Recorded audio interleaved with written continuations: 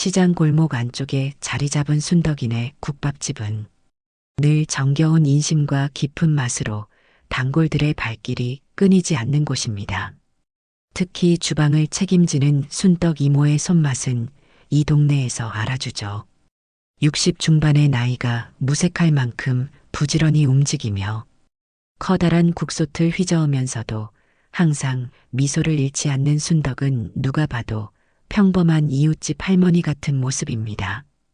늘 깔끔하게 올린 하얀 머리와 주름진 손으로 정성스레 국밥을 떠담는 모습이 정겹기만 하네요. 오늘도 국밥 한 그릇 뜨끈히 드시고 가세요. 찬물 한 사발도 여기 놓을게요. 순덕은 손님에게 국밥을 내어주며 살짝 허리를 굽혀 인사합니다. 손님들은 그런 순덕을 보며 우리 이모님 오늘도 부지런하시네라며 친근하게 대화를 나눕니다. 아무도 그녀의 진짜 모습을 알지 못합니다. 순덕은 그저 국밥집 이모라는 타이틀 외에는 그 어떤 과거도 말하지 않았거든요. 시장 사람들은 가끔 술자리에서 저 이모님 말투가 좀 다르던데 어디서 오셨을까? 하며 호기심을 드러내지만 실제로 물어보는 사람은 없었습니다. 오늘도 평소와 다름없이 국밥집은 저녁 손님들로 북적입니다. 퇴근길 직장인들이 하나둘 모여들어 식당 안은 따뜻한 수증기와 고소한 국물 냄새로 가득 찼네요. 순덕은 야채를 썰면서도 자주 주방 바깥을 살피며 손님들이 불편함은 없는지 체크하는 것도 잊지 않았습니다. 이런 그녀의 세심함이 단골 손님들이 끊이지 않는 비결 중 하나였을 겁니다. 이모, 여기 공기밥 하나 더요. 네, 금방 가져다 드릴게요.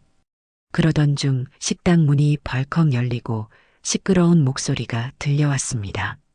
술에 취한 듯한 3명의 남자들이 들어서며 이미 자리에 앉아있던 손님들을 위압적인 눈빛으로 훑어봤죠. 검은색 정장에 목에는 굵은 금목걸이를 한 그들의 모습에서 범상치 않은 분위기가 느껴졌습니다. 순덕은 잠깐 손을 멈추고 그들을 바라봤습니다. 오랜 세월 사람을 보아온 눈에 저들이 어떤 부류인지 한눈에 알아볼 수 있었죠. 하지만 그녀는 깊은 한숨만 내쉬고 다시 야채를 썰기 시작했습니다. 어이 여기 국밥 3개 가져와. 그들 중 리더로 보이는 남자가 손가락을 튕기며 크게 소리쳤습니다. 다른 손님들은 불편한 기색이 역력했지만 아무도 나서지 않았고 식당 내 분위기가 순식간에 얼어붙었네요. 순덕은 반찬통에서 김치를 꺼내며 담담하게 네, 곧 준비해 드릴게요라고 대답했습니다. 하지만 그 눈빛은 이전과는 달리 날카로워졌습니다. 세 남자는 구석에 있는 테이블에 자리를 잡고 앉았습니다. 가장 덩치가 큰 남자가 주변을 둘러보며 코웃음을 쳤죠. 야, 이런 데서 국밥이라도 제대로 나올까? 그의 말에 다른 2명도 킬킬거리며 웃었습니다. 그들은 국밥집의 분위기를 완전히 망가뜨리고 있었어요. 다른 손님들은 눈치를 보며 식사를 서두르기 시작했고 일부는 돈을 계산하고 자리를 떠나기도 했습니다. 순덕은 그들의 행동을 보며 무언가 마음속 깊은 곳에서 올라오는 감정을 억누르고 있었습니다. 그녀의 손은 칼을 쥐고 있었지만 야채를 자르는 속도가 점점 느려졌어요. 주방에서 일하는 젊은 아르바이트생이 걱정스러운 눈빛으로 순덕을 바라봤습니다. 이모님, 저 사람들. 아르바이트생이 조심스럽게 말을 꺼냈지만 순덕은 미소로 그의 말을 끊었습니다. 괜찮아요. 손님은 손님이니까 국밥 3그릇 준비하세요. 그런데 주방 밖에서 갑자기 쨍그랑하는 소리와 함께 누군가의 고함 소리가 들렸네요. 순덕은 주방 창문으로 밖을 내다봤습니다. 덩치 큰 남자가 소주병을 테이블에 내리쳐 깨뜨리고 있었죠. 아, 이 국밥 맛이 이게 뭐야? 돼지국밥이라며? 돼지 똥물이지. 남자는 국밥 그릇을 밀쳐냈고 뜨거운 국물이 테이블 위로 쏟아졌습니다. 옆 테이블에 앉아있던 손님의 옷에도 국물이 튀었지만 그 손님은 고개를 숙인 채 그냥 참고 있었어요. 순덕의 눈에서 무언가가 변했습니다. 그 변화는 미묘했지만 주방에서 함께 일하는 사람들은 느낄 수 있었죠. 온화하던 눈빛이 순간 차가워졌다가 이내 다시 평온을 찾았습니다. 순덕은 앞치마를 매만지며 조용히 말했습니다. 새 국밥을 준비할게요. 잠시만 기다려주세요. 하지만 새 남자는 점점 더 심하게 행패를 부리기 시작했습니다. 리더처럼 보이는 남자가 벌떡 일어나 주방 쪽으로 걸어왔어요. 야, 이모. 이리 나와봐. 내가 어떤 사람인지 알아? 그의 목소리에는 위협이 가득했습니다. 주방 직원들이 불안해하며 뒤로 물러섰지만 순덕은 꿈쩍도 하지 않았죠. 손님, 곧 새 국밥을 준비해 드릴 테니 자리에 앉아서 기다려 주시면 안 될까요? 순덕의 목소리는 여전히 부드러웠지만 그 속에 담긴 단단함이 느껴졌습니다. 내가 누군지 알아? 이 동네 지나가는 개새끼들도 다 아는 강산이라고. 남자는 자신의 이름을 거칠게 내뱉으며 주방 안으로 들어오려 했습니다. 다른 손님들은 숨을 죽이고 상황을 지켜보고 있었고 국밥집의 평화로운 분위기는 이미 산산조각이 났네요. 순덕은 깊은 숨을 내쉬며 앞치마 끈을 풀기 시작했습니다. 그녀의 표정에는 더 이상의 인내심이 보이지 않았어요. 지금 내 가게에서 무슨 짓을 하는 거요? 순덕의 목소리가 갑자기 바뀌었습니다. 부드러운 어조는 사라지고 낮고 단단한 목소리가 주방을 가득 채웠죠. 그 순간 세 남자 중 한 명이 리더를 붙잡고 귓속말을 했습니다. 형, 잠깐만. 저 이모님. 혹시 리더인 강사는 귓속말을 듣자마자 잠시 순덕을 유심히 살펴봤습니다. 그러나 곧 비웃음을 지으며 저런 할머니가 말도 안 되라고 말했죠. 그리고는 주방 쪽으로 성큼성큼 다가왔습니다. 순덕의 주방은 그녀에게 있어 성역과도 같은 공간입니다.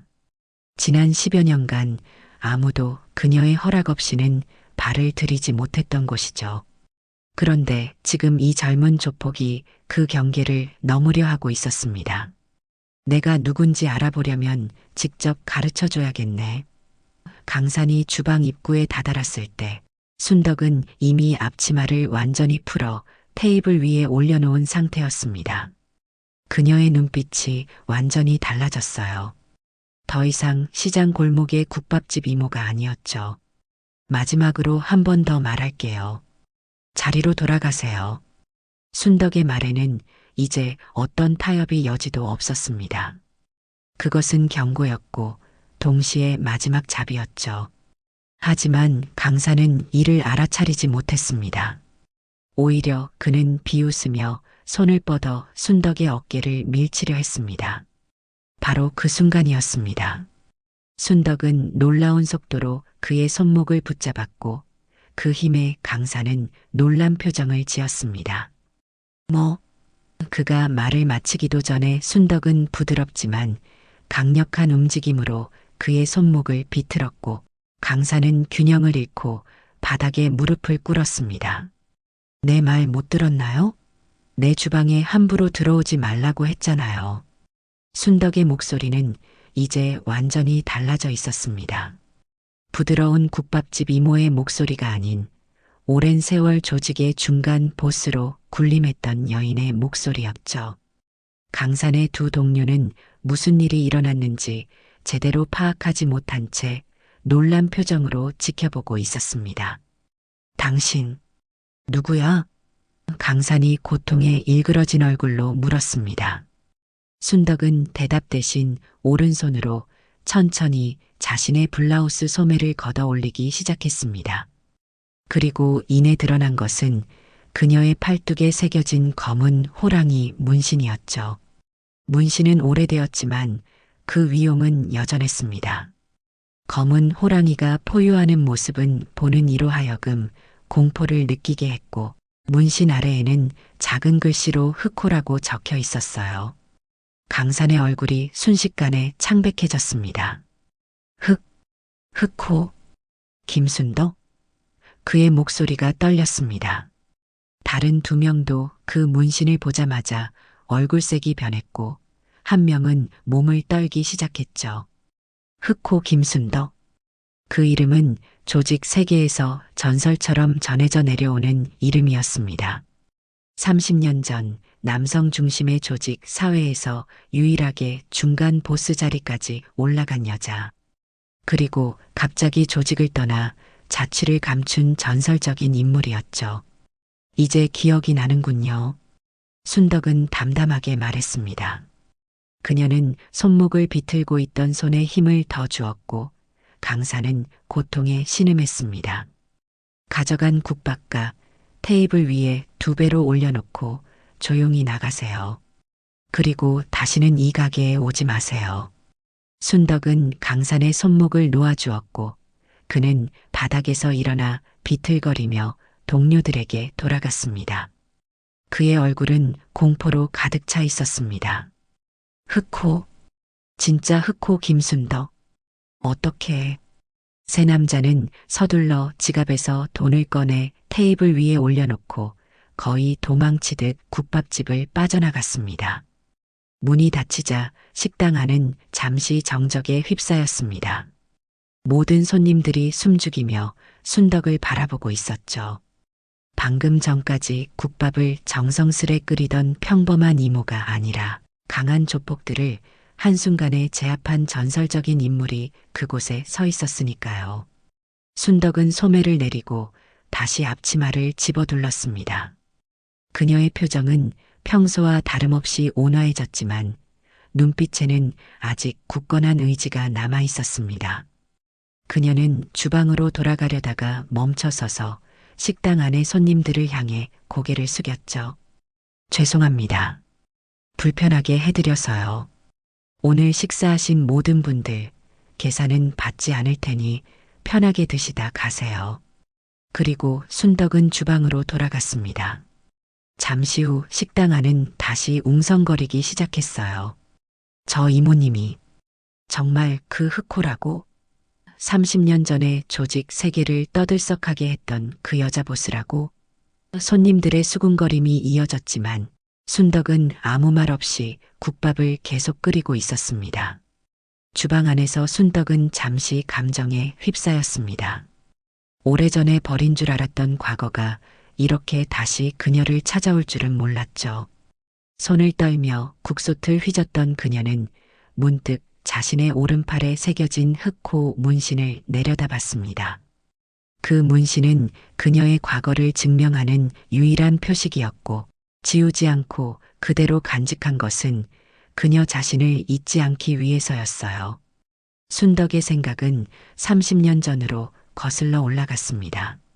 당시 20대 후반이었던 그녀는 남성 중심의 조직 사회에서 유일한 여성 중간 보스로 자리를 잡았습니다.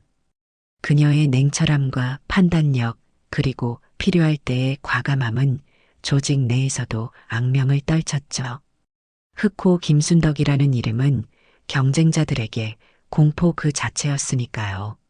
하지만 어느 날 그녀는 모든 것을 내려놓고 조직을 떠났습니다. 아무에게도 말하지 않고 그저 사라졌죠. 그리고 이곳 시장 골목에서 국밥집을 열어 조용히 살아온 것입니다. 누구도 그녀의 과거를 알지 못했고 그녀 또한 그 과거에 대해 말하지 않았습니다. 이모님, 젊은 아르바이트생의 목소리에 순덕은 생각에서 깨어났습니다. 손님들이 계속 오시네요. 그런데 방금 그 일 때문인지 다들 이모님을 보러 오시는 것 같아요. 순덕은 한숨을 내쉬었습니다. 이제 그녀의 비밀은 더 이상 비밀이 아니게 되었습니다. 하지만 그녀는 담담하게 국솥을 저으며 말했죠. 괜찮아요. 손님은 손님이에요. 국밥 맛있게 드시러 오시는 거니까. 그날 밤 예상대로 국밥집은 평소보다 더 많은 손님들로 붐볐습니다. 대부분은 호기심에 찬 눈빛으로 순덕을 쳐다봤지만 그 누구도 직접적으로 그녀의 과거에 대해 물어보지는 않았어요. 다만 이전보다 더 조심스럽고 공손하게 그녀를 대했습니다. 다음 날 아침 순덕은 평소보다 일찍 국밥집 문을 열었습니다. 어제의 소동이 그녀의 마음을 어지럽혔지만 일상으로 돌아가는 것만이 평온을 찾는 방법이라고 생각했기 때문이죠. 아침 햇살이 식당 안으로 쏟아지는 가운데 그녀는 국솥에 물을 붓고 불을 지폈습니다. 하지만 마음 한구석에는 불안감이 자리 잡고 있었어요. 과거의 그림자가 다시 그녀를 찾아올까봐 두려웠던 겁니다. 순덕이 야채를 손질하고 있을 때 식당 문이 열렸습니다. 첫 손님이 들어왔다고 생각한 그녀는 고개를 들었지만 그곳에 서 있던 사람은 어제의 그 남자들이 아닌 오랫동안 보지 못했던 얼굴이었습니다. 60대 중반의 남자, 한때 그녀와 같은 조직에서 일했던 오래된 동료 정마산이었죠. 오랜만이네, 순덕아. 정마산의 목소리는 나이 탓인지 예전보다 더 깊어져 있었습니다. 순덕은 손에 들고 있던 칼을 내려놓고 그를 바라봤습니다. 30년 만에 다시 만난 옛 동료의 모습에 그녀의 마음은 복잡했지만 표정은 담담했습니다. 어떻게 알고 왔어요? 순덕이 물었습니다. 정마사는 국밥집 안을 둘러보며 자리에 앉았습니다. 그는 여전히 깔끔한 양복 차림이었지만 주름진 얼굴에는 세월의 흔적이 역력했습니다. 어제 이 근처에서 내 얘기가 파다했어. 흑호 김순덕이 돌아왔다고. 그가 웃으며 말했습니다.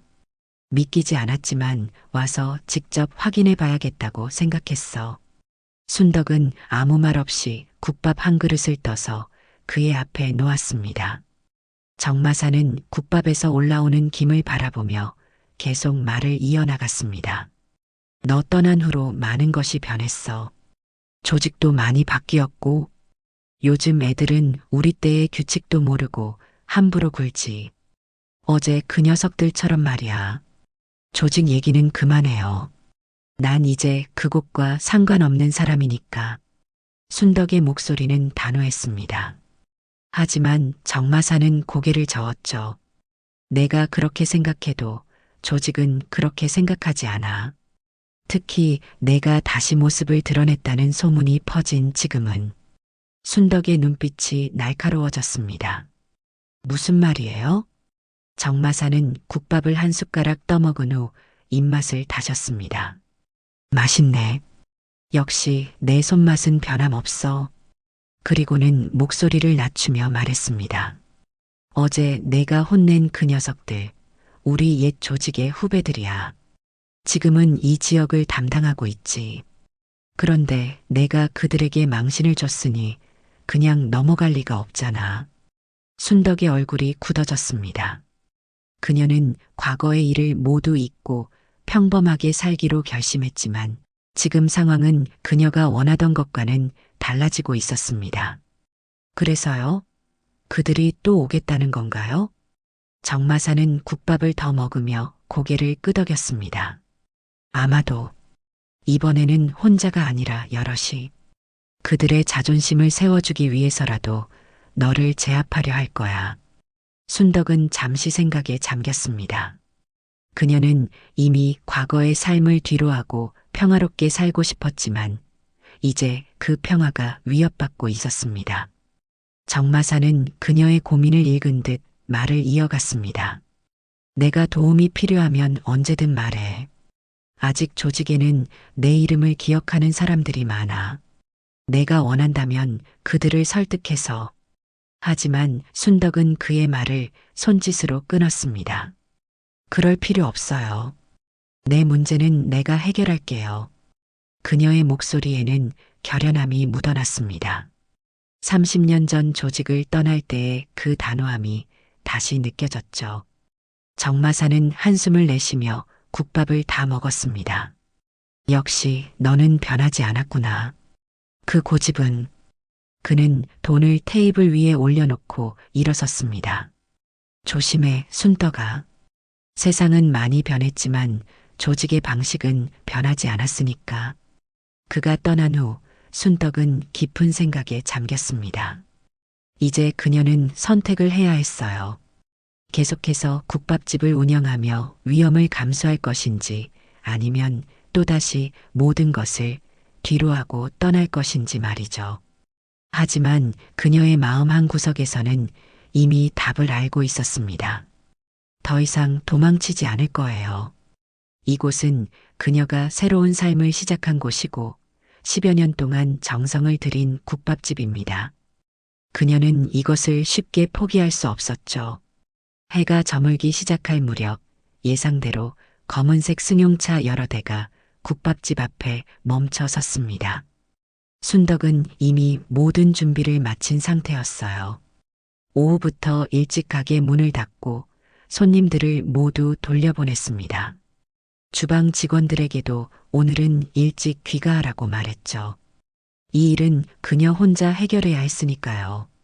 순덕은 주방에서 나와 가게 중앙에 서서 문을 바라봤습니다. 잠시 후 문이 벌컥 열리고 어제 본 그 젊은 조폭 강산과 함께 10명 가까운 남자들이 들어왔습니다. 그들 뒤에는 중년의 남자가 서 있었어요. 순덕은 그를 알아봤습니다. 박도철, 그녀가 조직을 떠났을 때 막 중간 간부로 올라서던 사람이었죠. 오랜만이네, 흑호. 박도철이 앞으로 나서며 말했습니다. 그의 얼굴에는 여유로운 미소가 번져 있었지만 눈빛은 차가웠습니다. 지금은 국밥집 이모로 살고 있다고? 참 재미있는 변신이야. 순덕은 팔짱을 끼고 그들을 바라봤습니다. 그녀의 표정은 평온했지만 몸은 언제든 움직일 준비가 되어 있었습니다. 무슨 일이죠, 손님들? 지금은 영업시간이 아닙니다. 박도철은 천천히 가게 안을 둘러보며 걸었습니다. 영업시간? 우리에게 그런 건 상관없지. 특히 어제 우리 후배들에게 망신을 준 사람을 찾아왔을 땐 말이야. 그는 갑자기 테이블을 손으로 내리쳤고 그 소리에 순덕은 눈 하나 깜빡이지 않았습니다. 그때는 그때고 지금은 지금이에요. 난 이제 그저 국밥집 이모일 뿐입니다. 순덕의 목소리는 차분했습니다. 하지만 박도철은 코웃음을 쳤죠. 한번 조직의 사람은 영원히 조직의 사람이야. 내가 그걸 모를 리가 없잖아. 흑호. 그는 강산을 향해 고개를 까닥였고 강산은 주머니에서 칼을 꺼냈습니다. 그때였습니다. 순덕의 눈빛이 변했어요. 더 이상 국밥집 이모의 온화한 눈빛이 아니었습니다. 정말 그렇게 나오실 건가요? 순덕이 천천히 블라우스의 단추를 풀기 시작했습니다. 처음에는 모두가 그녀의 행동을 이해하지 못하고 어리둥절해했지만 곧 그들의 표정이 바뀌었습니다. 순덕이 블라우스를 젖히자 그녀의 목과 가슴, 팔에 새겨진 여러 문신들이 드러났기 때문이었죠. 검은 호랑이뿐만 아니라 용과 매, 그리고 여러 상징적인 문양들이 그녀의 피부에 새겨져 있었습니다. 이것들은 내가 걸어온 길의 증표요. 하나하나가 다 의미가 있죠. 이건 내가 처음 칼을 들었을 때, 이건 처음으로 중간 보스가 되었을 때, 그리고 이 검은 호랑이는 순덕은 오른팔의 문신을 가리켰습니다. 내가 조직의 최고 자리까지 노릴 수 있었을 때의 증표죠. 박도철의 표정이 굳어졌습니다. 그는 순덕의 문신들을 하나하나 살펴보더니 뒤로 한 걸음 물러섰습니다. 그리고 갑자기 무릎을 꿇었죠. 선배님. 그의 행동에 모두가 놀랐습니다. 특히 젊은 조폭들은 자신들의 보스가 무릎을 꿇는 모습에 어안이 벙벙했어요. 박도철은 고개를 숙이며 말했습니다. 죄송합니다. 후배들이 무례를 저질렀네요. 그들은 선배님이 누구신지 몰랐던 겁니다. 순덕은 한숨을 내쉬며 다시 블라우스를 여몄습니다. 이제 알았으니 돌아가세요. 난 더 이상 그 세계의 사람이 아니에요. 박도철과 그의 부하들이 떠난 후 순덕은 텅 빈 국밥집에 홀로 남았습니다. 그녀는 의자에 앉아 깊은 숨을 내쉬었죠. 오랫동안 숨겨왔던 과거가 이렇게 하루아침에 드러날 줄은 몰랐습니다. 이제 그녀는 어떻게 해야 할까요? 국밥집을 계속 운영할 수 있을까? 아니면 또다시 떠나야 할까요? 순덕은 천천히 주방으로 걸어가 국솥을 살펴봤습니다. 내일을 위해 준비해둔 재료들이 그대로 있었죠. 그녀의 손이 국솥에 가장자리를 쓸었습니다. 이 솥은 그녀가 이 가게를 열 때 가장 먼저 구입한 물건이었어요. 10여 년 동안 수많은 국밥을 끓이며 이곳에서 새로운 삶을 살아왔습니다. 그렇게 쉽게 포기할 수는 없었죠. 다음 날 아침 순덕은 평소와 같은 시간에 가게 문을 열었습니다. 하지만 예상과 달리 가게 앞에는 이미 긴 줄이 형성되어 있었어요. 어제의 소식이 퍼진 탓인지 많은 사람들이 호기심에 찬 눈빛으로 그녀를 보러 왔던 겁니다. 이모님, 오늘도 국밥 맛있게 끓여주세요. 단골 손님 중 한 명이 밝게 인사했습니다. 다른 손님들도 미소를 지으며 고개를 끄덕였죠. 순덕은 잠시 당황했지만 이내 미소를 지었습니다. 그들은 여전히 그녀를 국밥집 이모로 보고 있었으니까요. 네, 오늘도 맛있는 국밥 드시고 가세요. 그녀는 앞치마를 두르며 대답했습니다. 주방에 들어가 불을 지피고 국솥에 물을 채웠습니다. 오늘도 평소와 다름없이 국밥을 끓일 겁니다. 그날 이후로 순덕의 국밥집은 더욱 유명해졌습니다. 전설의 조직 보스가 운영하는 국밥집이라는 소문이 퍼지면서 찾아오는 손님이 늘어났죠. 하지만 대부분의 사람들은 그저 맛있는 국밥을 먹기 위해 왔습니다. 그들에게 순덕은 여전히 국밥집 이모였으니까요. 정마산도 가끔 가게를 찾아 국밥을 먹고 갔습니다. 그는 순덕에게 조직의 소식을 전해주기도 했지만 그녀는 더 이상 깊이 관여하지 않았습니다. 다만 한 가지 변화가 있다면 이제 이 지역에서는 그 누구도 그녀의 가게를 함부로 대하지 않게 되었다는 점이죠. 한 달쯤 지났을 때 박도철이 다시 가게를 찾아왔습니다. 이번에는 혼자였고 손에는 작은 선물 상자를 들고 있었어요. 선배님, 이건 제가 드리는 작은 선물입니다. 받아주세요. 순덕은 선물을 받아들며 물었습니다. 무슨 일이에요? 박도철은 미소를 지었습니다. 별건 아닙니다. 그저 이 지역에서 선배님을 존경하는 후배들의 마음이라고 생각해 주세요. 앞으로도 아무도 선배님의 평화를 방해하지 않을 겁니다. 그의 말은 약속이자 경고였습니다. 이제 이 지역에서는 순덕의 국밥집이 보호받는 장소가 된 것이죠. 순덕은 고개를 끄덕이며 선물을 받아들었습니다. 고마워요. 하지만 난 이제 국밥집 이모일 뿐이에요. 그것만 기억해 주세요. 박도철은 미소를 지으며 자리에서 일어났습니다. 물론입니다. 맛있는 국밥 잘 먹었습니다, 이모님. 그가 떠난 후 순덕은 선물 상자를 열어봤습니다. 안에는 작은 호랑이 조각상이 들어 있었죠. 흑호를 상징하는 선물이었습니다. 순덕은 조각상을 바라보며 웃음을 지었습니다. 과거와 현재가 이렇게 공존하게 될 줄은 몰랐네요. 시간이 흘러 1년이 지났습니다. 순덕의 국밥집은 여전히 시장 골목에서 많은 사람들의 사랑을 받는 곳이 되었습니다. 흑호 김순덕이라는 소문은 이제 도시 전설처럼 퍼져나갔지만 정작 순덕은 여전히 변함없이 국밥을 끓이고 손님들을 대했죠. 다만 이제는 그녀의 과거를 아는 손님들이 더 많아졌고 그들은 조금 더 공손하게 그녀를 대했습니다. 오늘도 국밥집은 점심 손님들로 북적였습니다. 순덕은 평소와 다름없이 주방에서 국솥을 휘저으며 일하고 있었죠. 그때 가게 문이 열리고 한 노인이 들어왔습니다. 그는 허리가 굽은 채로 천천히 걸어와 카운터 앞에 섰습니다. 한 그릇 주세요. 노인의 목소리는 쇠약했지만 그 눈빛은 선명했어요. 순덕은 국밥을 떠서 그에게 내밀었습니다. 노인은 국밥을 받아 구석자리에 앉아 천천히 먹기 시작했죠. 점심시간이 지나고 손님들이 하나둘씩 빠져나가자 노인만이 홀로 남았습니다. 그는 국밥을 다 먹은 후에도 자리를 떠나지 않고 순덕을 바라보고 있었어요. 순덕은 이상한 기분이 들어 그에게 다가갔습니다. 더 필요한 것 있으세요?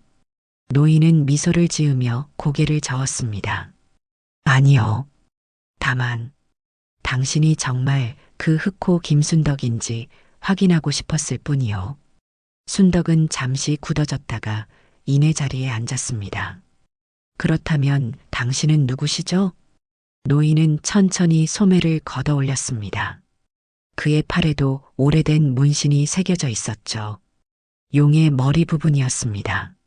순덕의 눈이 커졌어요. 그녀는 그 문신을 알아봤습니다. 백룡, 선생님? 노인은 고개를 끄덕였습니다. 오랜만이구나, 순덕아. 백룡은 30년 전 순덕을 조직에 데려온 사람이었고 그녀의 스승과도 같은 존재였습니다. 순덕이 조직을 떠날 때 그 역시 이미 은퇴한 상태였죠. 어떻게 저를 찾으셨어요? 순덕이 물었습니다. 백룡은 웃으며 대답했습니다. 흑호가 다시 나타났다는 소문이 여기저기 퍼졌으니 찾는 건 어렵지 않았지. 내가 이렇게 국밥집을 운영하며 살고 있을 줄은 몰랐구나. 순덕도 미소를 지었습니다. 저도 이렇게 될 줄은 몰랐어요. 하지만 지금은 만족해요. 백룡은 천천히 고개를 끄덕였습니다. 내가 행복하다면 그걸로 충분하다. 나는 단지 너를 한번 보고 싶었을 뿐이야. 내가 가르친 제자 중에 내가 가장 뛰어났으니까. 그들은 오랜 시간 이야기를 나눴습니다. 과거의 추억, 조직에서의 일들, 그리고 각자가 걸어온 길에 대해서요. 해가 저물기 시작할 때 백룡은 자리에서 일어났습니다. 이제 가봐야겠구나. 하지만 떠나기 전에 한 가지 말해주고 싶은 게 있어. 그는 순덕의 어깨에 손을 올렸습니다. 진정한 강함은 힘을 보여주는 것이 아니라 필요할 때 그 힘을 절제하는 데 있다. 내가 그것을 알고 있다는 게 자랑스럽구나.